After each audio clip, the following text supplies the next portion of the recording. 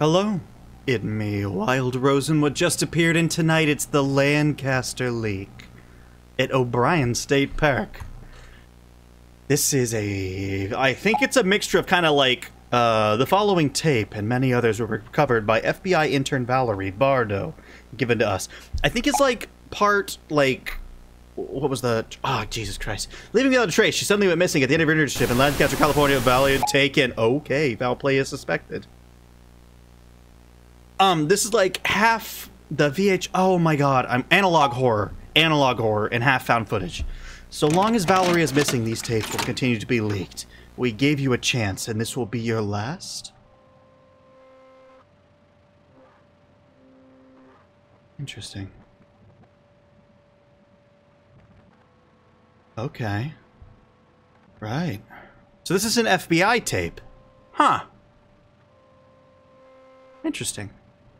I've started, both reading and listening to... I like audiobooks as much as I like physical books. And I try to separate them, so I have one that I'm listening to, one that I'm...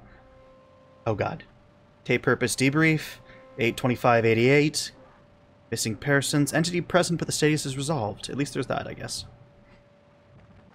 Previously inhabited by both Dakota and Ojibwe tribes, it is now home to year-round campers and hikers. The park, along with other state parks up north, has experienced an increase in animal-like attacks. The cause was unknown until found footage of missing persons Bradley Kaufman provided the Bureau. Fine. Subject, Bradley Kaufman. Wow, he's old. On August 25th, 1988, Bradley Kaufman, a 59-year-old male, visited O'Brien State Park unaccompanied. The subject's behavior during his visit was unusual, as he intermittently started recording at various times. Medical records were something about mental health. Subsequently, on August 26th, the subject was reported as missing. His body was discovered on August 30th, and the recovered footage from his recording device will now be presented in chronological order, accompanied by annotations. Oh, this is the one that I'm fast enough for? That's the one? Alright, anyway. One of my, maybe even my actual favorite book was Relic. Which is oh, that's just a 10 p.m. The subject initiated recording. The reason for their sudden recording activity remains unknown. Interesting. Very interesting. The subject would occasionally zoom. Oh, whoa, would he? Wow, yeah. He did do that thing. Look, I see it now. Right. Relic, though, it's I'd call it more of a drama suspense than a horror novel, but it does have horror aspects. And Reliquary, the sequel, and the Cabinet of Curiosities, and then a whole series that comes thereafter that's still undergoing. But it focuses on an FBI agent. And I don't know why it tickles me that this mentions FBI, because I just started going back through the Cabinet of Curiosities. Well, I'm not going that way. I guess I'm just going to zoom in on objects. Relic is by far the best book in the series, though, with no doubts.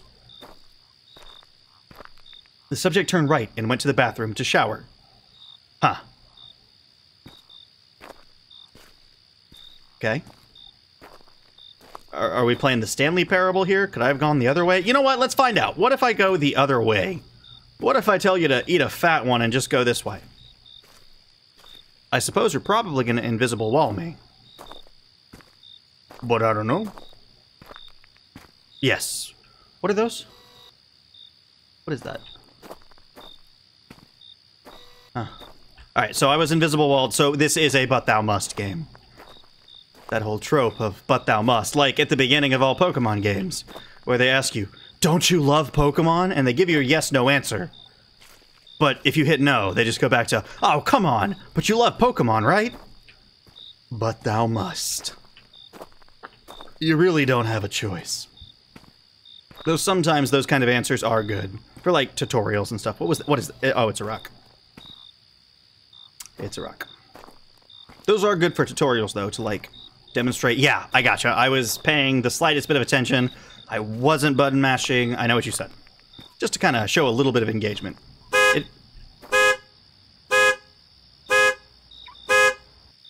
Fuck. Okay. My heart stopped. Hello, car. Oh, fine. I don't want to approach the car that Scared the shit out of me. Whew. I have levels of fear sometimes. Layers of fear, if thou will. I'm like an onion. And my middle layer of fear is like heart sink, pain, stop, no reaction. Surface layer is like, hello, you have startled me, please stop. And then the lowest layer is what alien isolation does to me. And I don't want to think about that. Hello. Lovely bathroom. I'm gonna go in this one then. Close the door, please. You don't have to. I was just asking for posterity's sake. Fine.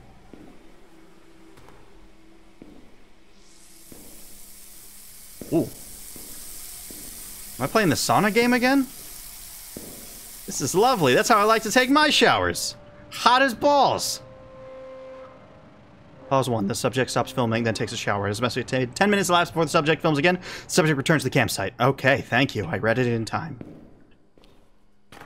Yeah, but who was showering with me?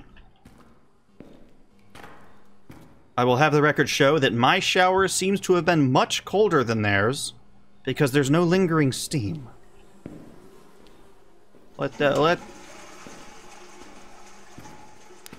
record show that. Okay, on my way back to my campsite.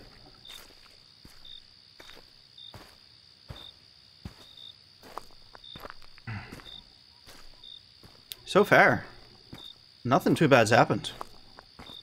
We're kind of doing dandy. We're doing a fine little good. I swear to God, if that car beeps at me up again, I'm gonna go fight the owner so hard. I'll fight you right in your mouth. Don't do it. Sit you there. That's right. You don't want to fight in the mouth. Mouths are delicate. They're gentle. Fisticuffs straight into those never goes well for the person receiving. That's why jaw punches in UFC are such a big deal. And that's what beat Mike Tyson in Punch-Out. And the Hippo. And pretty much everybody else. It turns out face punches are very effective. Is this my camp? Yeah, this is... Hi.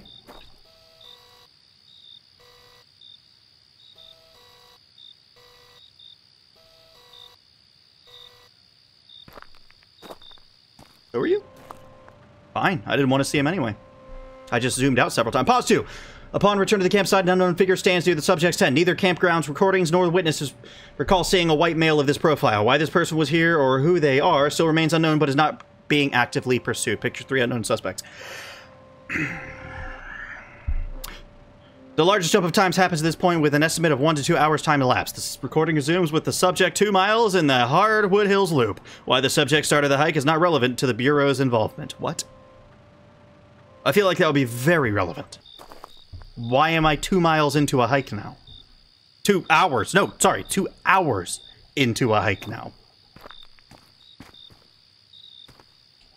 Oh, am I going down? Oh, I'm doing it down. Okay. My little lizard brain, when it hears hike, I think up. I think up for hike. Down, I don't even know if that's a hike. What do you even call it if you're going down? Well, I guess you're going downhill. It's all downhill from here. I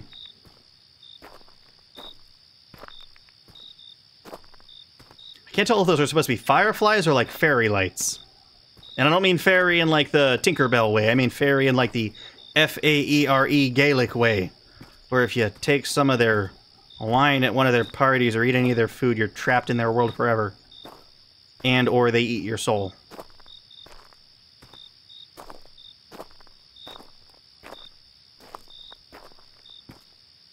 Actually, this is just a lovely hike.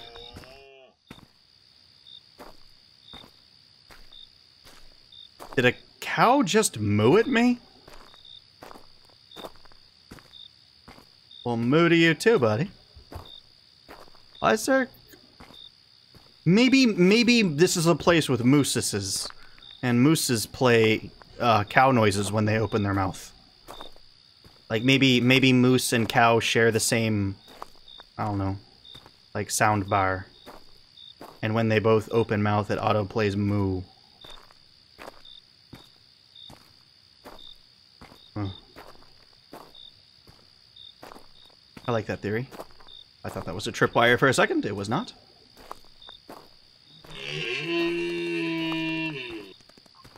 Oh. Man, I guess deer have the same soundbar too. They all go moo.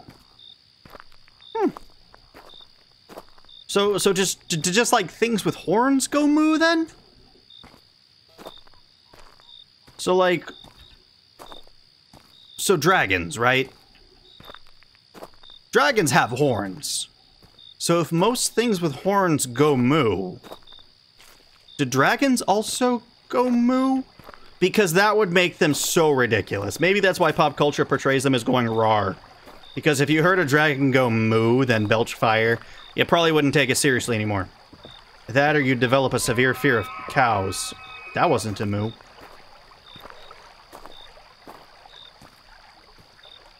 No, that was a lot more like a small dragon noise.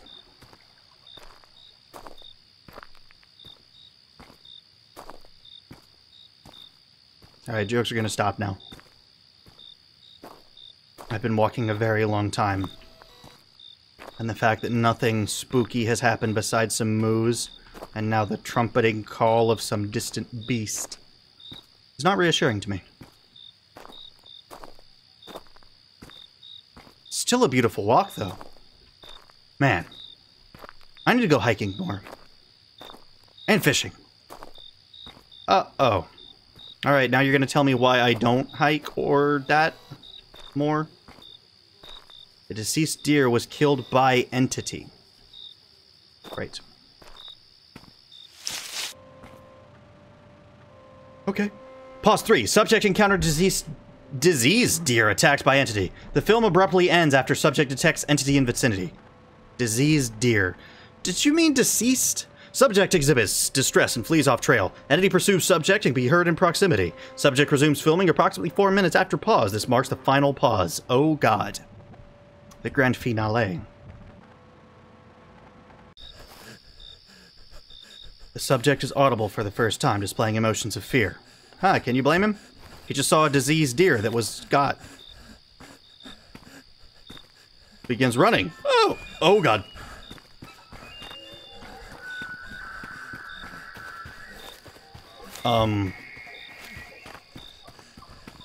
I don't know where I'm going, but those are apparently not deer noises. I know, we've established that deers go moo. But those kind of just... Okay. No. I don't like that. Never mind.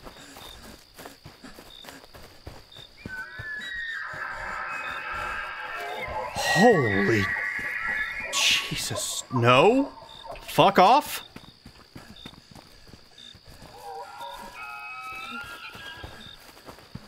What is this, the Wendigo? Oh, I hear other footsteps besides my own. But I don't see anybody besides the me. Where? You're like... Holy shit. That was a Wendigo. Oh, God!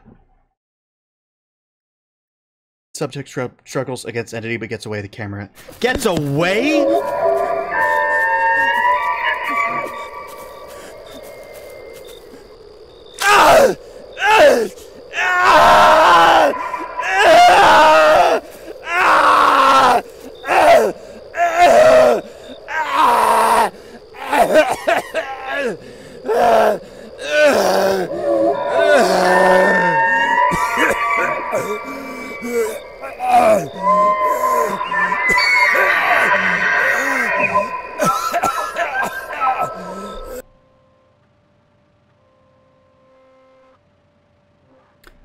End of tape. Bradley Kaufman's death would occur over the next 5 minutes. The remaining footage has been cut short for viewer discretion.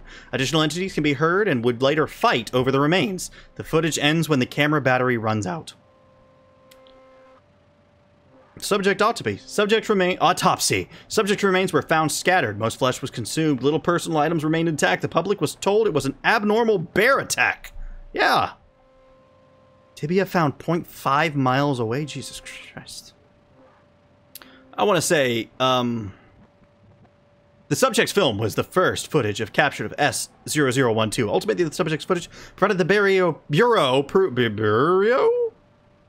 to extend funding and special operation to contain entities. The case marks the first of many, whatever it was you said. These typos threw me off. Name Wendigo. It was a Wendigo. ID S0012, risk severe, containability 3. So you are the SCP. I don't think containability is high for that. Wendigo are creatures originating from native spirit tribes, Native American. Wow, I can't read. I can't talk. Of the Great Lakes region, the living supernatural beings bring terror to forest dwellers and are linked to missing person cases and actually don't look anything like that. According to recent intelligence, there's been a notable resurgence of the Wendigo, and their geographical distribution has now expanded southwards towards Minneapolis. In response to this emerging threat, the Bureau has established a joint task force in collaboration with the Canadian CSIS to take immediate and decisive action to halt the expansion of the monster.